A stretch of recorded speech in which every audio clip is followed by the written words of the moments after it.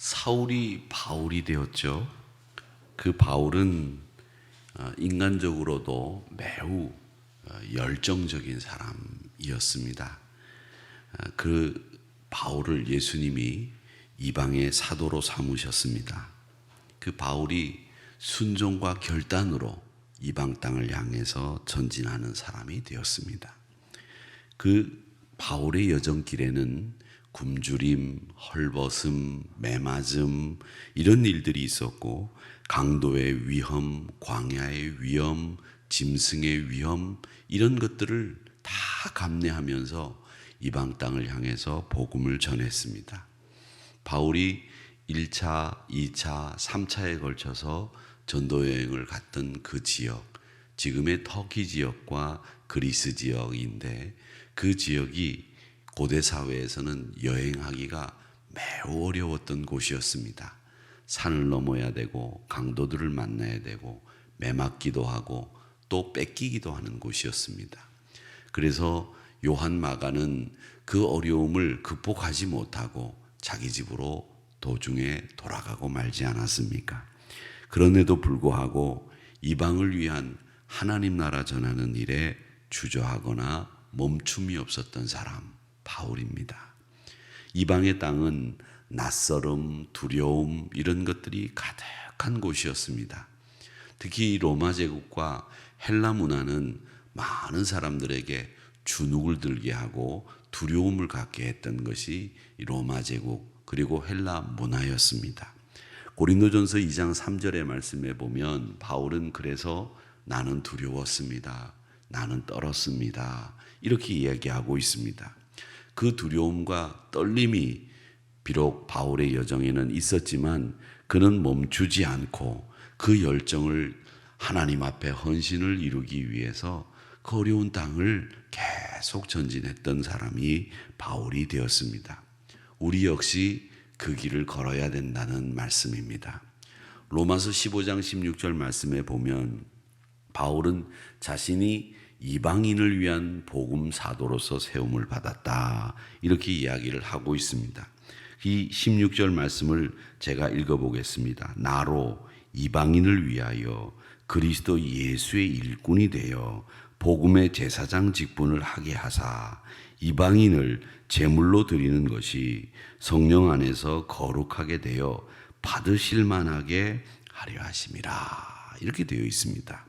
이 말씀은 우리가 지금 읽을 때는 아무렇지도 않게 읽게 되지만 실상은 이 이방인들을 향해서 내가 사도 됐다라는 말은 초대교회 신자들에게 조금은 황당하게 들렸을 겁니다.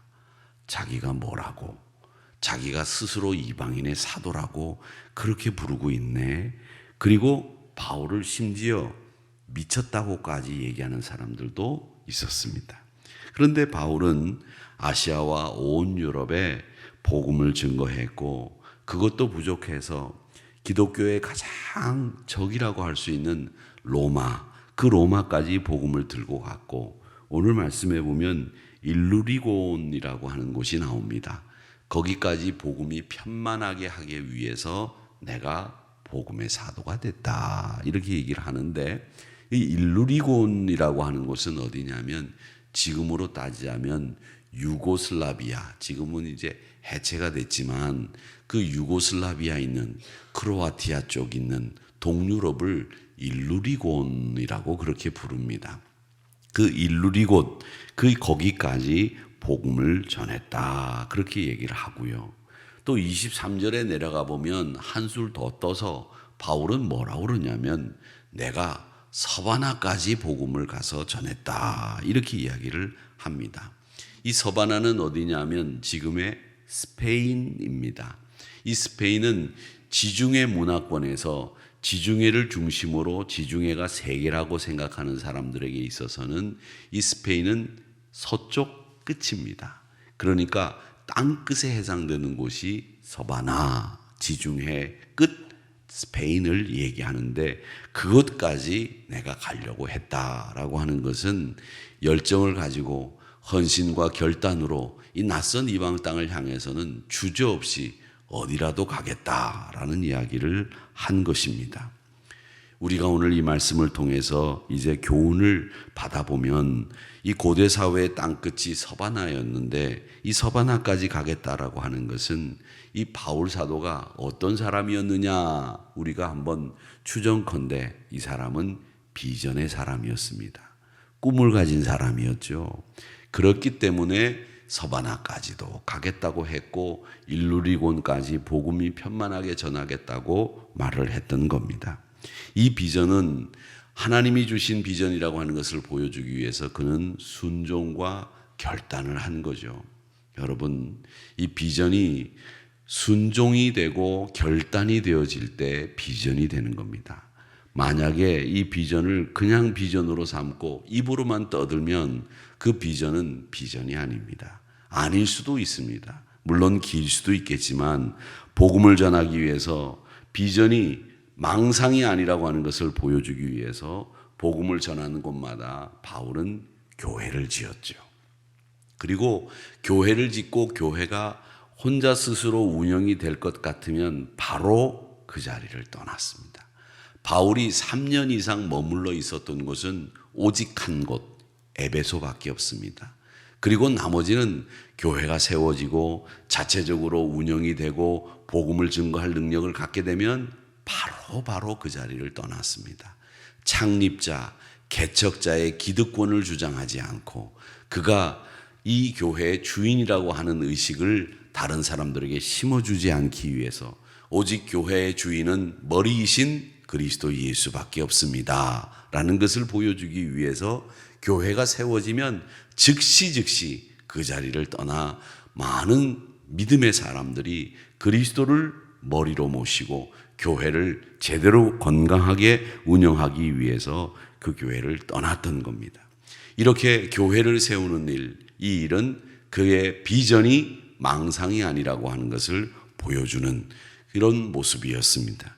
모든 일이 그 소명에 대한 결단과 헌신, 순종으로 이루어졌던 거죠.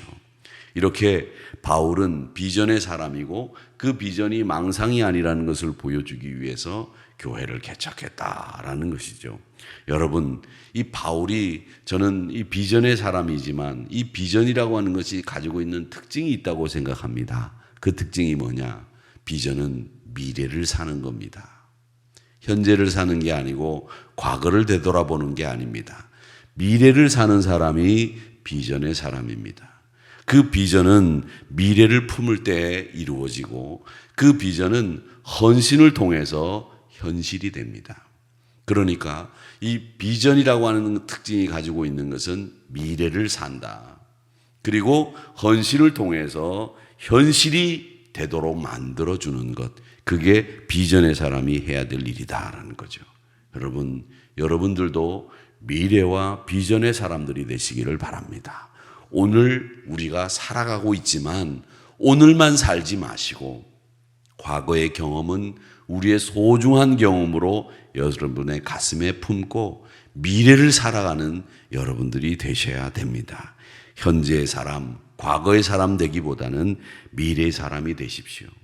앞으로 다음 세대를 그리고 앞으로 200년을 제가 이야기하는 이유는 뭐냐? 여러분, 우리 하누리교회는 미래를 사는 교회가 되어야 되기 때문에 그렇습니다. 지금 사는 것보다 다음 우리 아이들이 이곳에서 예배를 드리고 주님 오실 때까지 주의 재림을 기다리는 신앙의 공동체가 어떻게 이루어질 것인가, 그걸 머릿속에 그려두며 오늘을 살아야 됩니다. 그게 미래를 사는 사람들의 모습이죠. 오늘 우리끼리만 여기서 풍족하게, 여기서 넉넉하게, 여기서 은혜 듬뿍, 물론 좋습니다. 그러나 앞으로 우리의 다음 세대들이 여기서 어떻게 신앙생활할 것인지를 염두에 두는 사람은 우리가 생각하기보다도 훨씬 더 위대한 사람, 위대한 세대가 됩니다. 저는 하누리교회 100주년을 지낸 여러분들이 하누리교회 역사의 가장 위대한 세대가 되어야 된다고 생각합니다. 왜? 200주년을 생각했고 다음 세대를 생각했고 미래를 사는 사람들이었기 때문에 하누리교회 역사에 100주년을 지낸 성도들이 가장 위대한 세대였다. 이렇게 이야기할 수 있어야 됩니다. 그러니까 우리는 미래를 이야기하는 사람들이고 미래를 사는 사람들이고 그 미래를 위해서 오늘 우리의 가슴 속에 있는 비전을 이루어 가야 되는데 바울은 그 비전이 망상이 되지 않기 위해서 교회를 세웠다라는 것이죠. 오늘 이 말씀을 우리가 마지막으로 적용해 봅니다. 우리가 이 시대에도 바울처럼 가야 되는 이방인과 이방인 지역이 정말 많습니다. 지난주에도 수요일 우리 목사님들이 설교하는데 젊은이들이 미전도 종족이라고 지금 우리 목회자들이 부르고 있다는 이야기를 했죠. 복음을 접하지 않은 생전 그리스도를 만나보지 않은 미전도 종족과 같은 세대가 오늘날 우리 한국의 젊은 세대다라고 하는 참담한 이야기를 했습니다. 여러분, 심각한 이야기입니다. 외국 선교도 필요합니다. 그러나 휴전선 넘어 평양, 북한 땅 그리고 그 어린이들 지금 심각합니다. 미사일 발사로 인해서 어리석은 어처구니 없는 짓을 하는 그 사람들 때문에 세계적인 제재가 계속 가해지고 있지만 그 세계적인 제재가 이 북한을 굉장히 어렵게 만들어서 지금 필요한 북한의 식량이 봄철에만 200만 톤 이상이 필요하다고 얘기를 합니다. 어린아이들, 저희들이 솔트 3.3을 통해서 두유 하나를 보내려고 하는데 그 두유 하나는 부활절에 북한 어린이들에게 누가 줬는지도 모르게 전달이 되겠지만 큰 선물이 될 줄로 알고 있습니다. 여러분, 어린이들 특히 영양실조 그리고 각종 질병에 시달리는 북한 어린이들이 무척 많다고 하는 것이 지금 북한을 다녀온 분들의 이야기입니다. 여러분, 북한이 아무도 못 들어가는 그런 나라 아닙니다. 지금 저쪽 소련 쪽에서 돈을 주면 가짜 비자를 만들어줘서 그 가짜 비자를 가지고 북한에 들어가서 선교를 하고 구호 물품을 전달하는 많은 기독교 신자들이 있고 선교사님들이 있습니다. 그분들이 어떻게 활동하는지 저희가 말씀을 드릴 수는 없지만 가짜 비자를 받는데 우리나라 돈으로 50만 원 정도면 가짜 비자를 받습니다. 그 비자를 가지고 들어가서 마치 미국 여권을 가지고 있는 것처럼 활동할 수 있도록 해서 구호품을 전달하고 식량을 전달하고 돌아오곤 합니다. 그런 분들이 전하는 이 북한 북녘 땅 그 소식은 아주 참담하기 이를 데가 없습니다. 그런데 도와줄 수가 없습니다. 제재에 동참해야 되기 때문에 그렇겠죠. 그런데 한국 교회는 이런 상황에서도 그 어린이들이 지금 어떤 어려움을 겪고 있다고 하는 것을 알고 기도하고 있어야 됩니다. 그걸 무관심한 채 방치한 채 두어서는 안 됩니다. 지금 우리가 당장 도울 수 있는 힘이 많지는 않지만 여러분 기억하시고 기도해 주시기를 바랍니다. 그 밖에도 소년 소녀 가장들, 독거노인들, 결식 어린이들, 노숙자들, 비행 청소년들, 청소년 장학 사업들, 무수한 이방 지역이 지금 우리 주변에 있습니다. 그 비전을 실천하기를 하나님은 기대하고 계십니다. 여러분, 그들을 향해서 영혼 사랑의 뜨거운 가슴이 열려야 되겠고 우리가 그들을 미래 그들의 세대가 열려질 때를 위해서 비전을 실천하기 위해 미래를 사는 우리들이 되어야 되겠습니다.